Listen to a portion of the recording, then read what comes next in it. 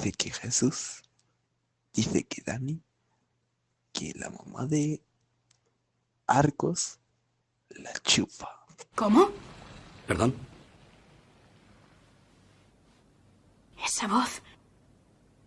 ¿Voz? ¿No la ha oído? ¿De qué me estás hablando? Te noto un poco adormecido. Ey, no me extraña. Mira qué hora es. Llevamos casi 4 horas. Espanta ver volar el tiempo cuando se goza.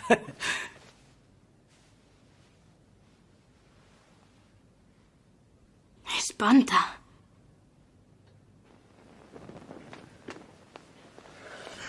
Diego, me voy a dormir, pero que sepas que tú siempre dormirás en mi corazón.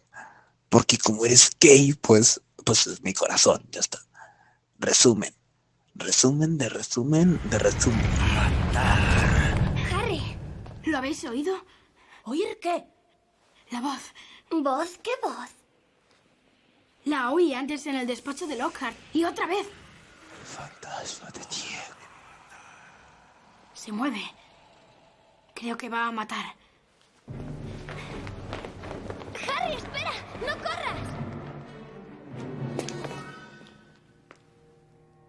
Diego, quiero que sepas que cuando más me acerco al micrófono, más pienso en Sorin.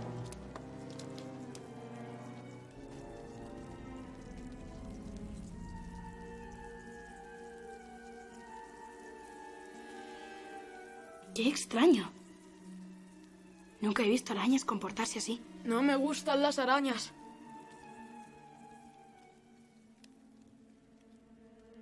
¿Qué es eso? La cámara de los secretos ha sido abierta. Enemigos del heredero, temed. Escrito con sangre. Oh, no.